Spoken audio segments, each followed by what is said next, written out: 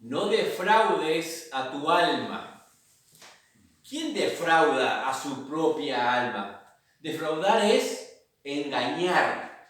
¿Quién es capaz de engañarse a sí mismo? Eso es más común de lo que pensamos, aún con aquella frase chistosa o graciosa que solemos decir, el lunes empiezo.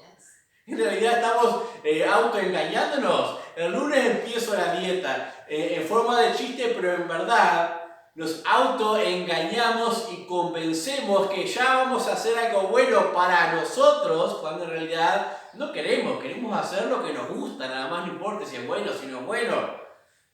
Pero terrible es defraudar el alma, porque no solamente las consecuencias son profundas, en lo más profundo del ser, sino pueden también tener consecuencias para la misma eternidad. Estamos en un mundo donde todo es engaño. La gente nos engaña, la propaganda nos engaña, el comercio nos engaña, el diablo nos engaña, y no se puede esperar menos porque es el gran engañador. Pero nosotros nos engañamos a nosotros mismos cuando defraudamos nuestra alma. Estamos en el estudio de Eclesiastés, en el capítulo 4.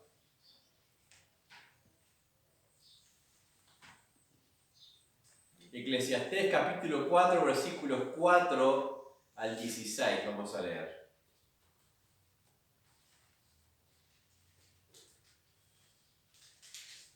Busquen tranquilos, Eclesiastés capítulo 4, versículos 4 en adelante.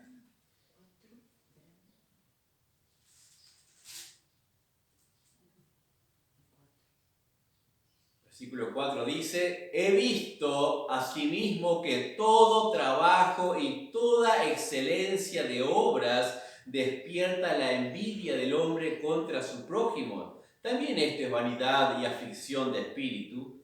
El necio cruza sus brazos y come su misma carne. Más vale un puño lleno de descanso que ambos puños llenos con trabajo y aflicción de espíritu. Yo me volví otra vez y vi vanidad debajo del sol.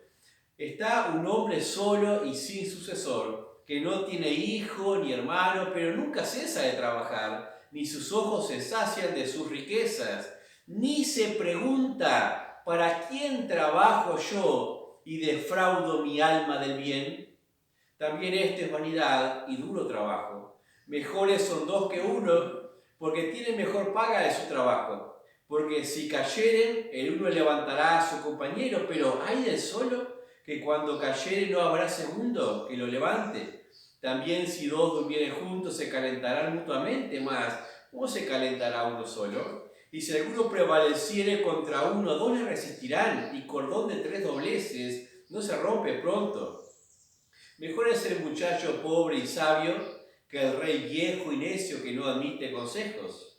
Porque de la cárcel salió para reinar, aunque en su reino nació pobre. Vi a todos los que viven debajo del sol caminando con el muchacho sucesor, que estará en lugar de aquel. No tenía fin la muchedumbre del pueblo que le seguía, sin embargo, los que vengan después tampoco estarán contentos con él. Y esto también es vanidad y aflicción de espíritu. Hasta ahí el pasaje. Vamos a ver en estos versículos dos formas en las cuales podemos defraudar nuestra alma. Hay un sinfín de formas, pero acá el predicador nos muestra dos formas en las cuales él ha visto debajo del sol, mediante las cuales se puede defraudar el alma. La primera de ellas es, y la más popular, el amor a las riquezas. El amor a las riquezas, en los versículos 4 al 8 decía, he visto, habla del trabajo, la excelencia, la vanidad, la envidia que despierta, pero también habla de la contrapartida, el que cruza sus brazos, el perezoso, el que no se preocupa mucho por estas cosas. Salomón observa, dice, vi a un hombre, o sea, tiene a alguien específico en mente que ha observado su vida, cercano o no cercano, no sé, Pero al llegar al versículo 8, dice allí al final, ni se pregunta para quién trabajo yo y defraudo mi alma del bien. ¿Qué significa eso? Ni se pregunta. O sea, no es un tema que le venga a la conciencia para nada. No es un tema que le inquiete, que le quite el sueño cuando analiza su propia vida y para qué está trabajando, para qué está produciendo. O sea, lo menos que hace es pensar en su alma. Ni se pregunta, dice, simplemente lo está haciendo, nada más. Pero acá, ante esa negación a la consideración, está defraudando a su alma del bien. Ahora nos preguntamos, ¿qué es el alma? ¿Es lo que nos diferencia de los animales? Porque los animales son seres vivientes también. El hombre fuimos seres vivientes, pero la diferencia es que Dios sopló aliento de vida en él. Ese aliento no es el mismo que el de los animales. No es aquello que les lleva a respirar. Por eso la distinción en la creación de unos y otros. El hombre fue creado a imagen y semejanza de Dios, con capacidad para relacionarse con Dios, con una necesidad que va más allá de los aspectos naturales, más allá de su instinto, más allá de su carne. Tiene eternidad dentro de él mismo, pero también capacidad para relacionarse con Dios. Lo que diríamos el yo inmanente, el propio del hombre. Defraudamos nuestra alma cuando las metas de nuestra vida, nuestras proyecciones, no la tenemos en cuenta. Solamente tenemos en cuenta las cosas temporales, las riquezas temporales de este mundo. Aquí cuando habla de riqueza, habla de trabajo. Asume que no hay lotería ni 5 de oro. Aquí si hay riqueza porque se trabajó y ya está, ¿no? Es la forma común, la más conocida. El que se esfuerza, logra y ya está, ¿no? Por eso acá lo habla en relación al trabajo. Y yo pregunto, ¿qué es el trabajo? ¿Alguien sabe qué es el trabajo? Capaz que Lucas sí. Y Lucas me va a decir, es la fuerza en función del movimiento. La definición física del trabajo. Es la fuerza en función del movimiento. Cuando alguien me dice, mi trabajo es más trabajo que el tuyo. O tu trabajo es más trabajo que aquel otro trabajo. ¿Saben qué digo yo? Trabajo. Trabajo es trabajo. O sea, no es solamente cuánto desgaste físico o agotamiento o transpiración me produjo, porque el desgaste de la energía, la fuerza que involucramos en ello, en ese movimiento de lo que hacemos, en esas consideraciones, todo eso también es trabajo. Estudiar es trabajo. ¿Estudiar cansa? Claro que sí, agota mentalmente y no puede decir uno que trabajó más porque estuvo con un escombro todo el día que el que estuvo todo el día intentando analizar y comprender unos jeroglíficos que a veces encontramos en los libros de matemáticas, cosas así. Trabajo es trabajo, ¿no? En todas las formas. Ahora, a veces pensamos trabajo es aquello que produce dinero. No necesariamente. Trabajo no es lo que produce dinero. Trabajo es lo que implica que yo coloque mis fuerzas en ello para que se produzca lo que quiero producir. Y el trabajo es una bendición de Dios. Fue dado por Dios antes del pecado.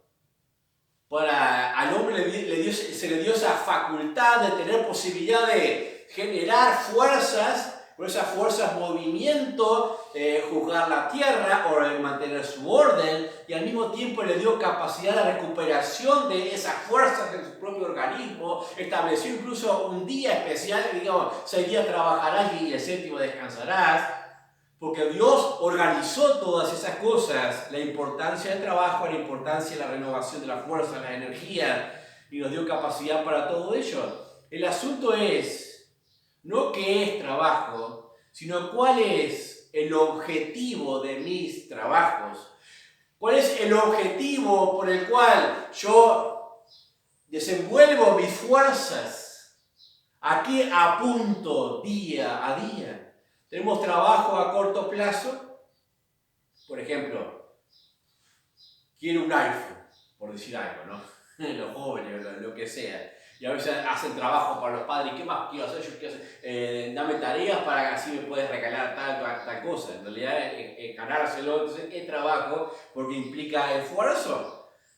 A corto plazo uno puede trabajar para la diversión, para su comodidad, para la comida. Entonces, todo ese trabajo a corto plazo tiene que ver con el cuerpo, en realidad.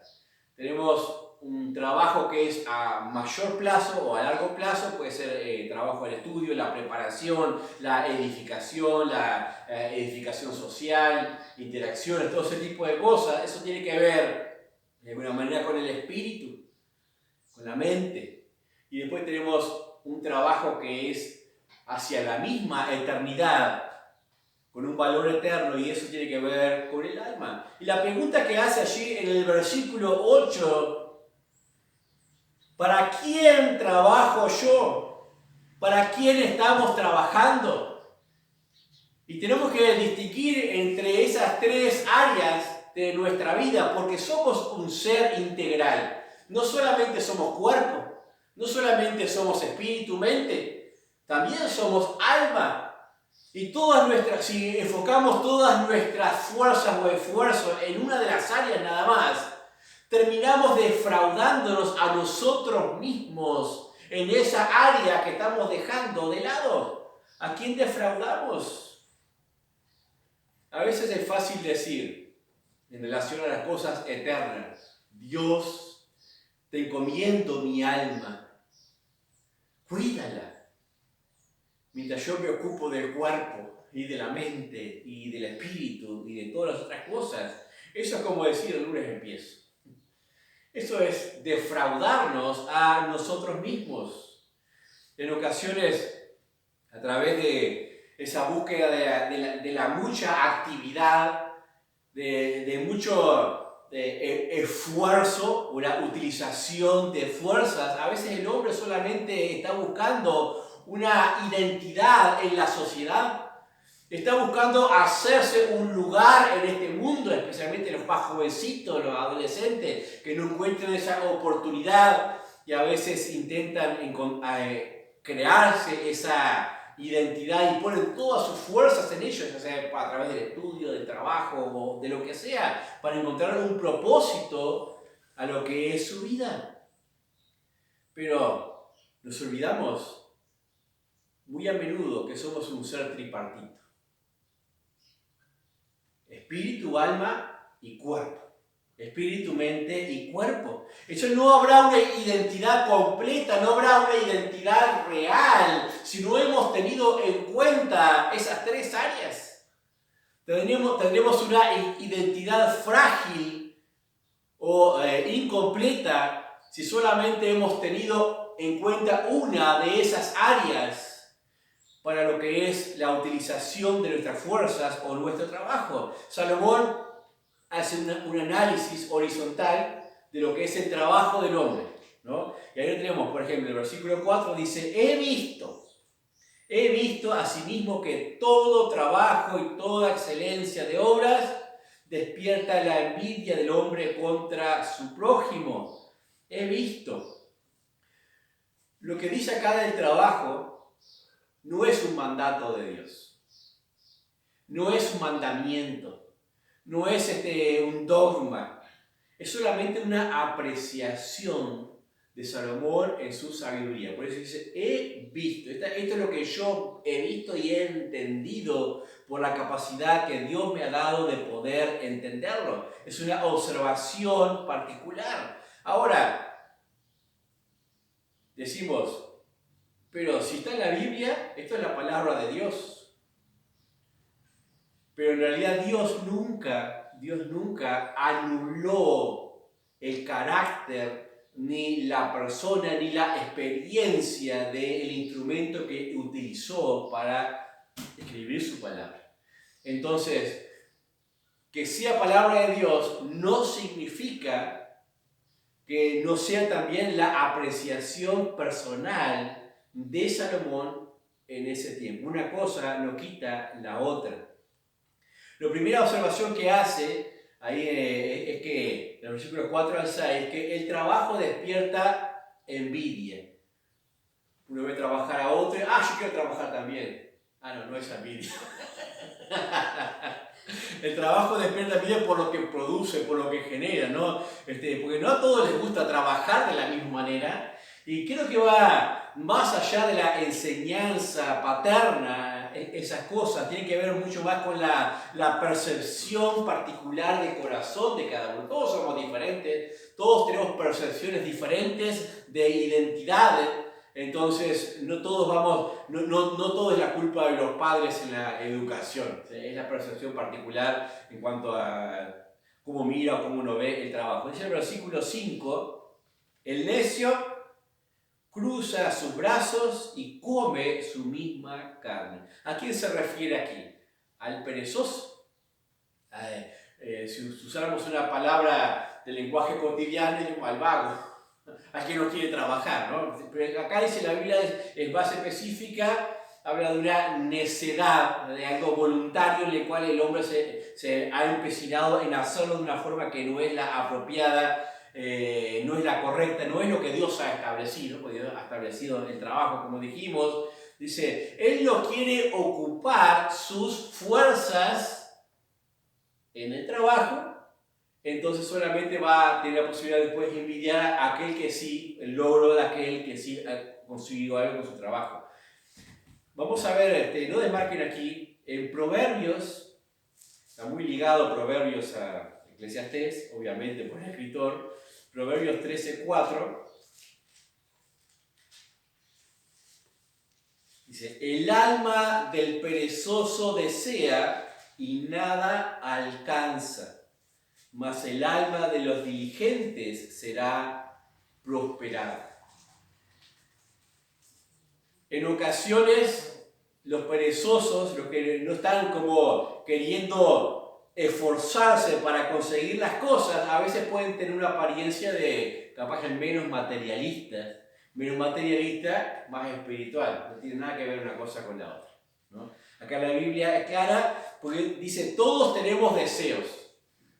Todos necesitamos de las cosas que nos rodean. Aún el que las busca como el que no las busca, todos las van a desear, ¿no? Entonces, unos las van a intentar alcanzar a través del esfuerzo, pero otros solamente van a codiciarla. Dice, el alma del perezoso desea, o sea, no puede evitarlo eso, pero nada alcanza. El alma de los diligentes será prosperada o podrá ir alcanzando aquellas cosas que desea o que necesita para él, ¿no? ¿Alguna vez intentaron aconsejar a un perezoso? No al oso. A un hombre perezoso. ¿Alguna vez, creo que tengo alguna noción de haber intentado aconsejar a algún perezoso, ¿no? Pero siempre les dará vueltas para intentar mostrarles que según su razonamiento es lo correcto lo que hace o lo que no hace y por qué no lo hace, ¿no? Siempre encontrará una explicación a su mente razonable. Dice Proverbios 26:13,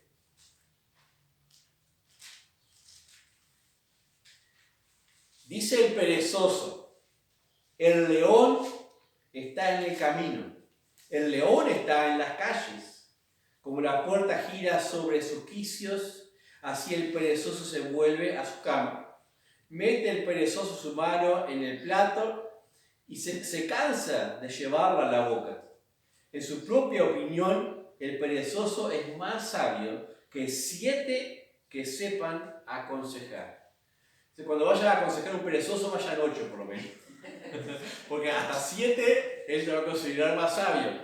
Pero ven la forma simple en que lo expresa aquí. Es casi como un episodio de El Chavo cuando le mandaban a hacer algo. Sí quiero. Ya, sí puedo. O sea, daba vuelta sobre su propia bisagra, como lo que dice acá, o como el perezoso que ve el león, siempre ve el león en la calle y se va a querer volver para atrás. Ahí sí podía ser el oso perezoso.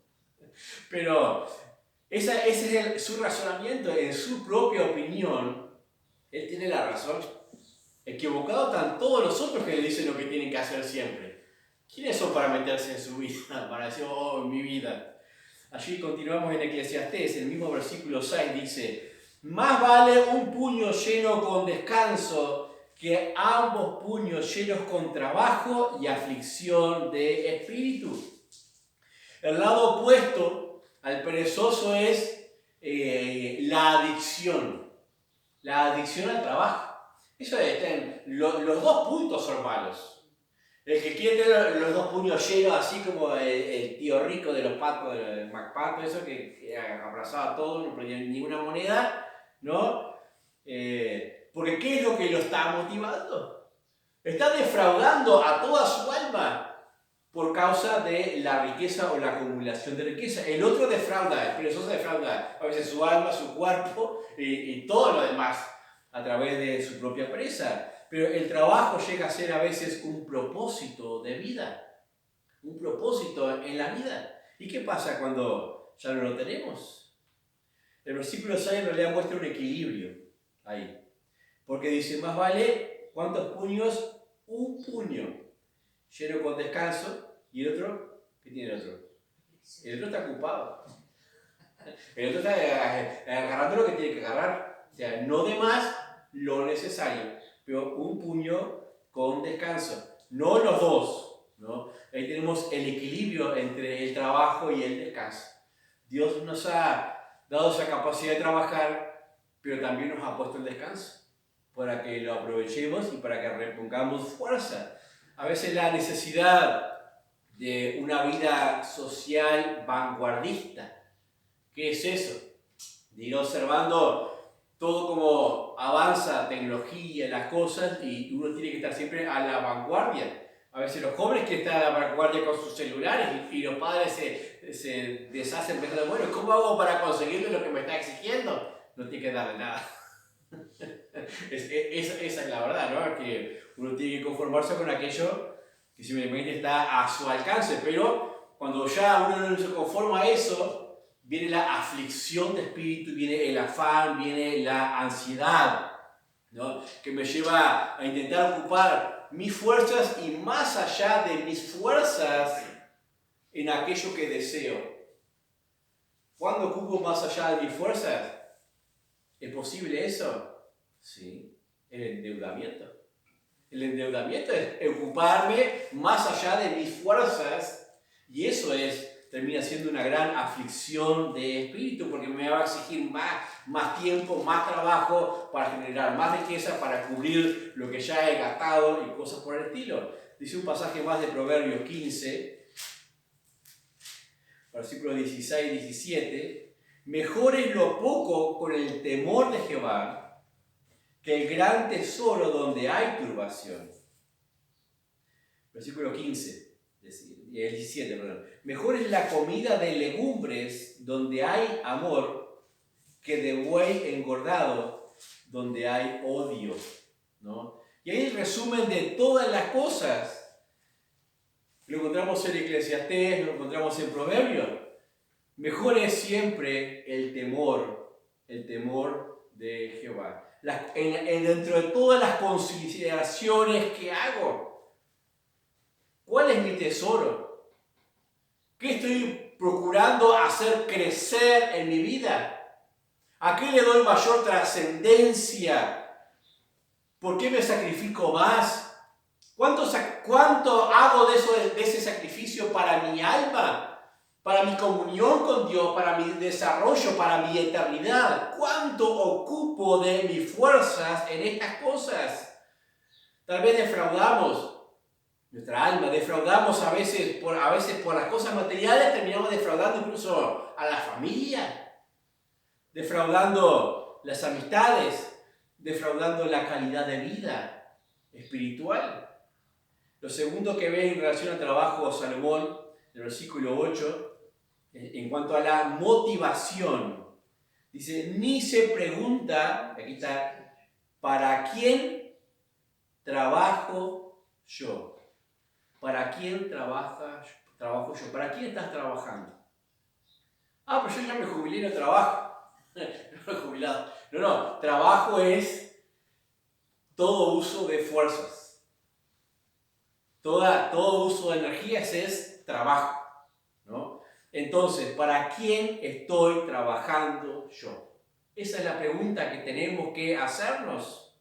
Y no hacer como el de acá que dice, ni se lo pregunta.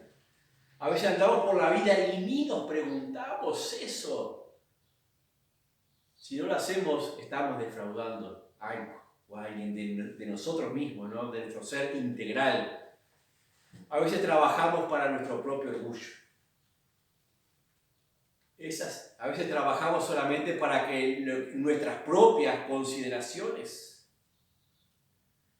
Nada defrauda más a nuestra alma que el orgullo terrenal. El orgullo terrenal, ya sea de posiciones, de posesiones, de comodidades, lo que sea, si trabajamos para ese orgullo, para lo que se ve de nosotros, trabajamos mucho más que para lo que no se ve, para la parte espiritual. Porque nos importa mucho ese orgullo.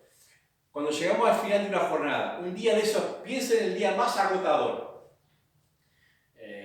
Que llegamos a la noche y decimos, nos tiramos en la cama y decimos, en fin, llegué.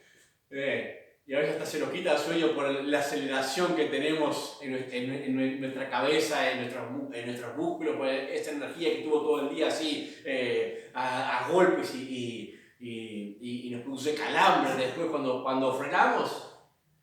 Pensamos un poquito en ese final de la jornada.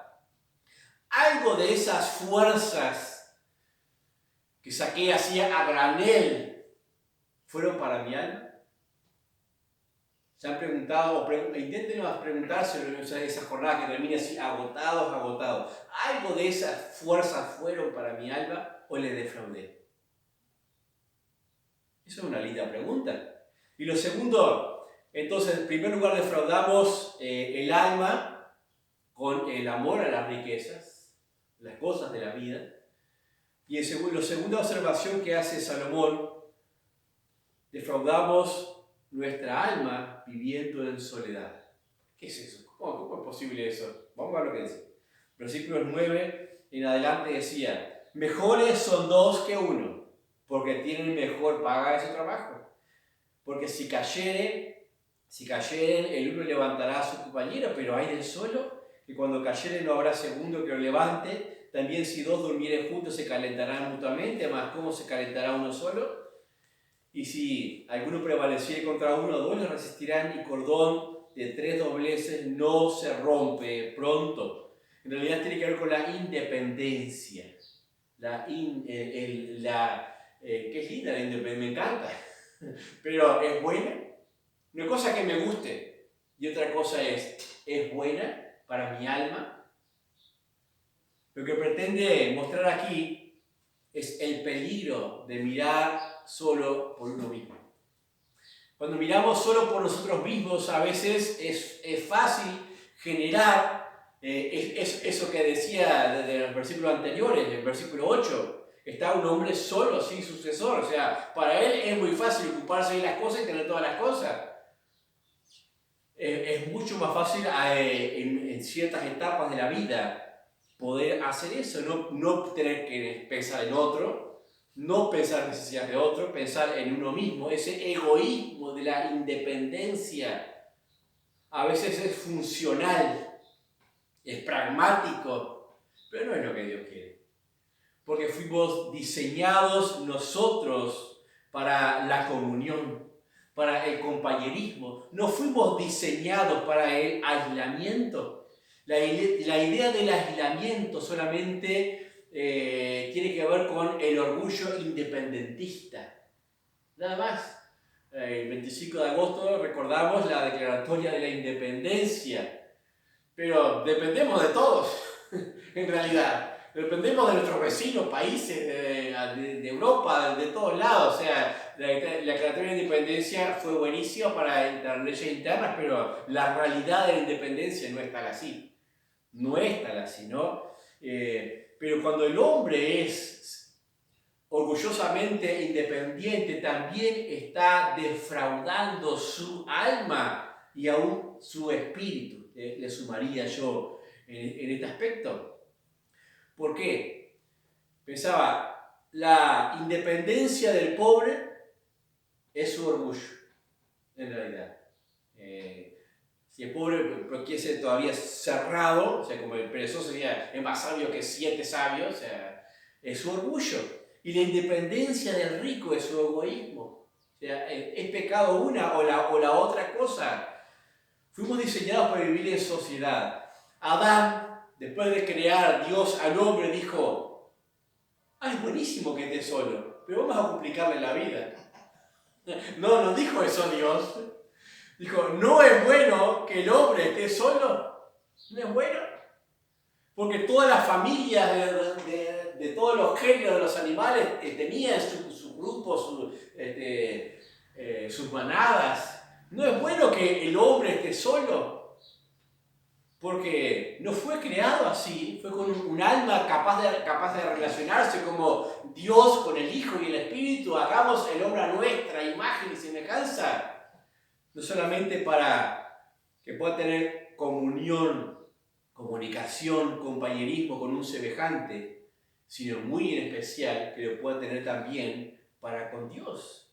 Por eso después de crear a Eva, le dice, bueno, que se reproduzcan, que llenen la tierra, porque es necesario que haya esa multiplicidad, o sea, que haya hijos descendientes, que haya relacionamiento. ¿Cómo podemos mostrar nuestros dones, nuestro amor, si no tenemos con quién hacerlo? ¿Con quién relacionarnos? Si bien estos versículos a veces son usados para los matrimonios, como dice acá, en muchas tarjetas a veces de matrimonio está ese versículo, cordón de 3 dobleces no se rompe fácilmente y cosas por el estilo, ¿no? Pero la finalidad del pasaje no es hablar del matrimonio. O sea, tiene su aplicación porque en el matrimonio hay interacción, pero no está el pasaje hablando específicamente de ese tema. Nos muestra simplemente cosas prácticas que se pierden. Incluso cuando estamos solos, y en esas cosas prácticas que vemos que se pierden, vemos las formas en las cuales defraudamos el alma. ¿Cuáles son las cosas prácticas que muestra acá? Por ejemplo, si uno se cayere, otro le puede levantar. Él solo no tiene quien le levante, no tiene quien le apoye, no tiene quien le acompañe, le caliente, no tiene quien le ayuda a fortalecerse para tener resistencia cuando venga la prueba. O sea, todo ese tipo de cosas que uno se pierde, en realidad son formas en las cuales decidió defraudarse a sí mismo, a su propia vida. Gracias a Dios porque tenemos un grupo de hermanos, iglesia, y a veces cuanto más juntos estemos en la comunión, estaremos logrando algo de esto que dice acá el pasaje, de esta convivencia, compartir y comunión, para ayudarnos unos a otros. Decía el pasaje que ya hemos citado anteriormente de Lucas capítulo 12, de aquel rico que llenó sus graneros y dijo, tengo la vida solucionada para adelante. Y Dios le dijo, necio, esta noche vienen a pedirte tu alma. Y lo que has provisto, ¿de quién será? ¿A quién había defraudado ese hombre? Él puso todos sus objetivos en su vida terrenal, todos sus esfuerzos, y realmente lo hizo bien, porque había acumulado para el resto de su vida estar tranquilo, reposado. Y es más, se engañaba a sí mismo, decía, este alma ahora tiene muchos bienes para estar tranquilo, reposarte. Y Dios dice, no, la defraudaste a tu alma, porque esta noche viene a pedírtela. Y todo eso se queda. No trabajaste en lo que tenías que trabajar. Ahora, en la conclusión que hace Salomón, después de hacer esas dos consideraciones, el amor a la riqueza, la forma de independencia o la vida en soledad, dice el versículo 13 al 16, y esto es sobre sí mismo hace el análisis: mejor es el muchacho pobre y sabio que el rey viejo y necio que no admite consejo. Ahí está él, ¿no? Pues ya estaba en su última etapa el rey Salomón, porque de la cárcel salió para reinar, aunque en su reino nació pobre. Vi a todos los que viven debajo del sol caminando con el muchacho sucesor, que estará en lugar de aquel. No tenía fin la muchedumbre del pueblo que le seguía, sin embargo los que vengan después tampoco estarán contentos con él. Y esto también es vanidad y aflicción de espíritu. Salomón mira su propia vida y dice, también la defraudé. También me autodefraudé o defraudé a mi alma. ¿En qué sentido dice eso Salomón? Porque no escuché consejo. Él era el sabio de sabios y no escuchó el consejo de un joven pobre. ¿Quién era ese joven? Era, a mi entender, no es romántico tampoco, Jeroboam. Jeroboam. ¿De dónde sacó eso? Primera de Reyes, capítulo 11. Primera de Reyes, capítulo 11, versículo 26 al 28.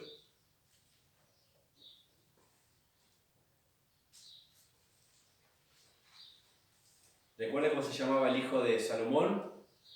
¿Alguien sabe? Era parecido a Jeroboam. Roboam. A veces nos podemos confundir. Primera de Reyes, capítulo 11, versículo 26. Dice así: también Jeroboam, hijo de Nabat, efrateo de Sereda, siervo de Salomón. Ahí tenemos la cercanía como para hacerle llegar el consejo, cuya madre se llamaba Zerúa, la cual era viuda, alzó su mano contra el rey. La causa por la cual éste alzó su mano contra el rey fue esta: Salomón edificando a Milo, cerró el portillo de la ciudad de David su padre. Y este varón Jeroboam era valiente y esforzado, y viendo Salomón al joven que era hombre activo, le encomendó todo el cargo de la casa de José. Después tienen que leer el resto de la historia, versículo 40, dice: por esto Salomón procuró matar a Jeroboam, pero Jeroboam se levantó y huyó a Egipto, a Sicar, rey de Egipto, y estuvo en Egipto hasta la muerte de Salomón. Si bien no nos dice el pasaje en qué forma Jeroboam levantó su mano contra Salomón, no creo que fue con un arma, ni para matarlo a él. Fue con su consejo, fue con las observaciones que estaba haciendo lo que Salomón necesitaba tener en cuenta. Y que Salomón no quería escucharle, era ese rey viejo y testarudo, ¿no? Obviamente, vamos a ver ahora, les voy a mostrar dónde. En el capítulo 12, por ejemplo, de 1 Reyes 3 y 4, ahí nos da la clave. El siguiente capítulo dice: entonces enviaron a llamarle. Vino pues Jeroboam y toda la congregación de Israel, y hablaron a Roboam, ya el hijo de Salomón, diciendo: tu padre agravó nuestro yugo, mas ahora disminuye tú algo de la dura servidumbre de tu padre y del yugo pesado que puso sobre nosotros, y te serviremos. Aquí nos da la clave.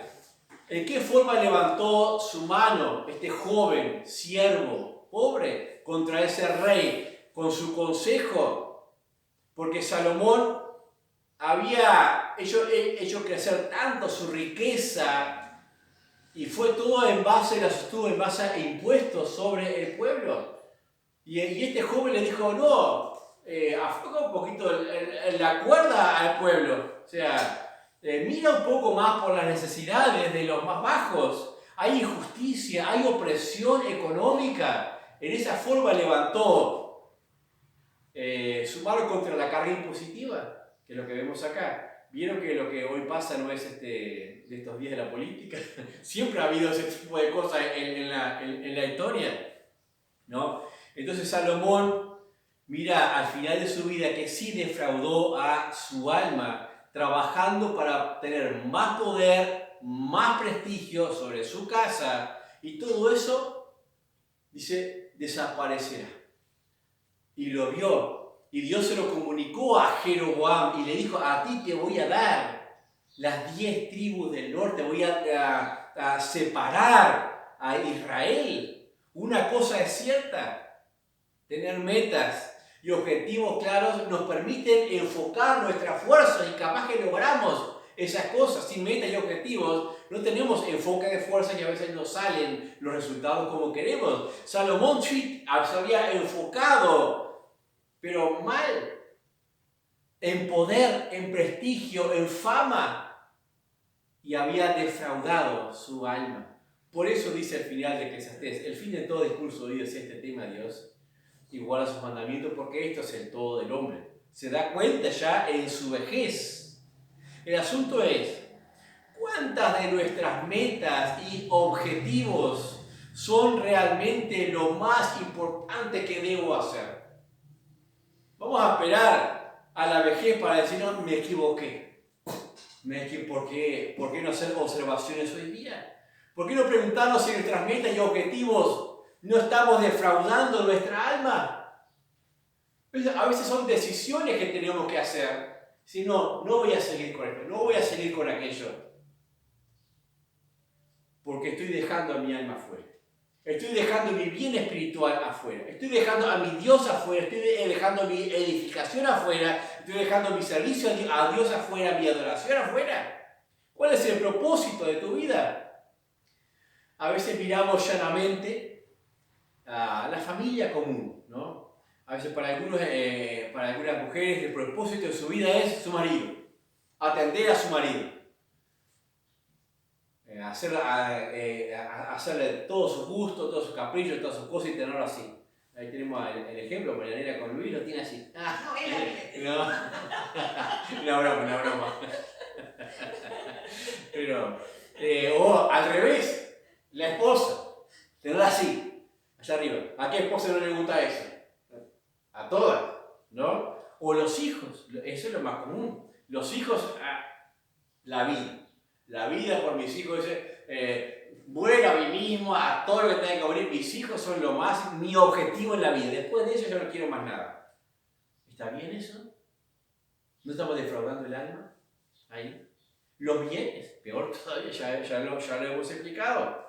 Todo lo que hoy es, mañana deja de ser. Y lo que hemos provisto, ¿para quién será? ¿Para quién será? Puedes hacer que esta vida valga la pena. ¿Cómo puede valer la pena ya esta vida? Ríndela a Dios. Rinde tus fuerzas, tu sacrificio. Presenta tu cuerpo en sacrificio vivo, santo. Eso es agradable a Dios. Eso es un verdadero culto racional. Dice el libro de Romanos capítulo 12. Presenta tus fuerzas para la gloria de Dios. Y no solamente para tu gloria. No solamente para objetivos terrenales.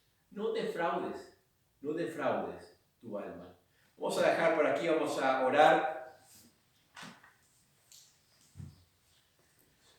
Padre, gracias damos en esta hora por tu palabra, por tu desafío, Dios. Padre, danos entendimiento sobre nosotros mismos. Danos entendimiento sobre las capacidades que tenemos, nos has dado, para que no las derrochemos en cosas temporales, sino que podamos tener la suficiente sabiduría y sensatez Padre, llevar nuestras vidas delante de ti, Señor, no defraudar nuestra alma, Padre, crecer como un ser íntegro. Padre, tú nos has rescatado no solamente nuestra alma, sino nuestro cuerpo, nuestro espíritu, y tú quieres que todo lo presentemos para ti en esa forma santa, esa forma justa. Padre, danos esa claridad, ese entendimiento. Padre, guarda nuestras vidas para ti, oh Dios. Te lo pedimos en el nombre precioso del Señor Jesucristo. Amén.